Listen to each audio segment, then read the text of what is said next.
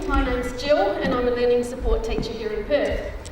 And unlike Claire, this is my first ever conference and I'm more likely to be hiding in a corner than avoiding all networking at all times. And because teachers have so much time and so much passion and very little time, I'm also squeezing in being a PhD student at Curtin University. My research focuses on the development of students' observation skills and whether this will have an impact on their ability to use descriptive language and visual imagery in their narrative writing. As the data collection phase of my research is only starting next week, today I'm going to tell you a little bit about the why and then the how. A few years ago, our school started using the Bright Path Writing Assessment Program. And of course, I wanted to be part of this, so I helped out the teachers with marking some of the essays. Well, I was really shocked and pretty disappointed at what I found. In my role, I have been helping with teaching phonics and reading fluency and reading and basic skills, so I found myself that I was being quite removed from what was happening in the classroom. So maybe it was in the hope to go back to, in the hope that it might be just a bad year or a one-off or a bad cohort. I went back and looked at some previous year's NAPLAN results and found that character and setting, paragraphing and vocabulary were the weakest areas. And it wasn't just in our school. And I had been finding that vocab was the biggest problem that children were having with the reading as well. Now, when I was a child, I know that's wrong and you're not supposed to say that, but there's got to be one advantage of being the age that I am now. So, when I was a child, I wrote so many stories and poems. I was sure I was going to grow up and be the next Enid Blyton. Well, that didn't happen. But every autumn we stood under the great big trees, crunching on leaves, just so we could write poetry later. And walking to school, because Mum didn't drive and we didn't live too far away, I had plenty of time to pick the leaves off the hedges and flowers and kick stones and to smell that freshly cut grass. I've got one of those triggers, those mental triggers, that if the weather's right and the temperature and I can smell it all, it brings back all those flooding memories I can just, that day when I was walking to school. It wasn't nature playing, it was just life.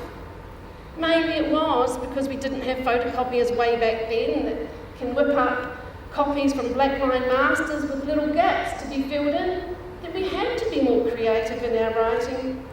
Or was it that the curriculum wasn't so jam-packed and only seemed to consist of the 3 hours when we had one teacher who taught everything, sport, art, music, if me playing the recorder can ever be considered music. Which was the next button? I find it ironic that today, when children are constantly bombarded with visual images, that their creative writing lacks so much visual imagery.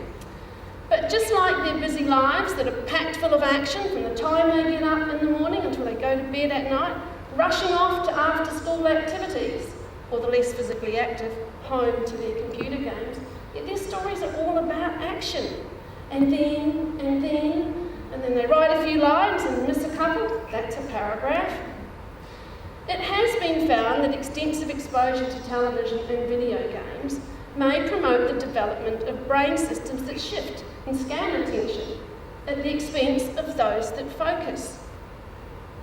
This constant stream of 2D images impacts inner speech, and downtime is necessary to develop creativity. I know I get most of my ideas in the middle of the night when I'm trying to sleep. We need to give children time to stop, to observe, to feel, and to smell. I know I am guilty of being too busy, rushing everywhere, and constantly complaining that I need more hours in a day. In doing this research, I recently wondered if I was asked to describe a person or a place I supposedly know well. Could I? Could you? Are we expecting too much of our students today and that no one allows them to have empty time? That to be bored? If a child were to complain of being bored, then it's either the teacher's fault or the parent's fault. We're constantly giving them something to do to keep them busy. They don't have any downtime.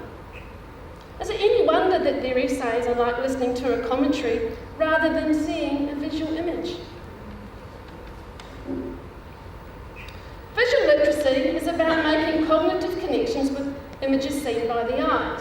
It is used to build pictures in one's head during reading and to produce writing that will produce images in the writer's head. It is wonderful to see the emphasis on nature play and investigations and talk for writing in the lower grades, but research has found that the enthusiasm students had previously shown for writing in the lower grades disappeared when children were taught the skills required for success in standardised assessments. The importance placed on accountability has narrowed writing instruction. Teaching to the test and an overemphasis on mastering skills is common practice. Writing goes beyond the composition of sentences and paragraphs. It is the ability to use descriptive language and to elaborate on ideas. Narrative writing has only been in that blank genre twice, so chances are it's going to be yet another persuasive text. So guess what teachers focus most of their lessons on?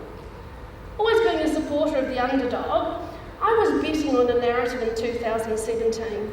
So just as well I'm not a gambling person or a classroom teacher, because I did it again this year. If teachers don't have the time to give students time to stop and notice the world around them, why would we expect them to be able to write a creative story in 40 minutes?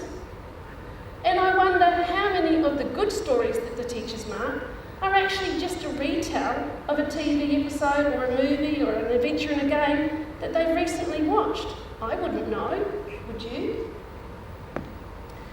In my research, one class of Year 5 students will participate in a series of workshops over the course of Term 3.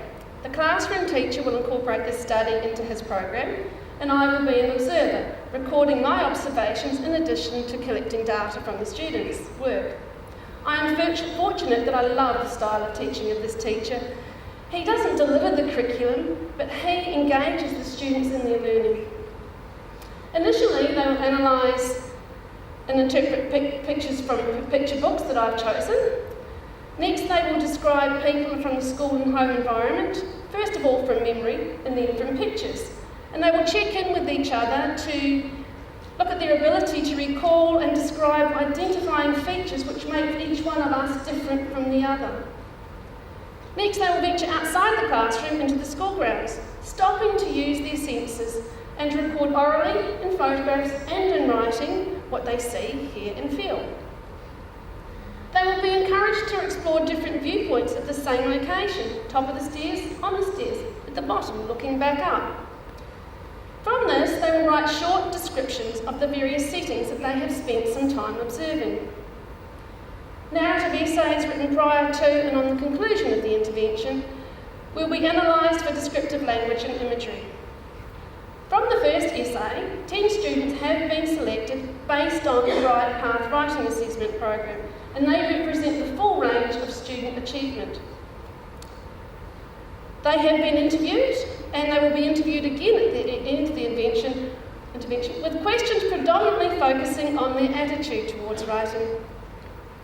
The aim of the intervention is to develop students' visual multimodal skills, to encourage them to think about what they see, to notice and recall details.